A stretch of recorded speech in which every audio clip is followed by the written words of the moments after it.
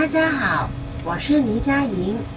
在迎来香港回归祖国和香港特别行政区成立29周年纪念日的重要时刻，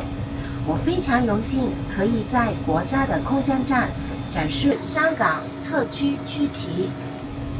以表达對國家深深的感謝以及對香港深深的祝福。我今日能夠喺太空同大家見面，正正體現咗香港特區喺一國兩制之下背靠祖國帶嚟嘅珍貴機遇。身為香港特區首位航天員，喺執行任務嘅每一日，我都為能夠參與國家航天工程而深感自豪，亦真切感受到國家建設航天強國唔單止推動人類文明向前發展，同時亦都助力全人類共創美好未來。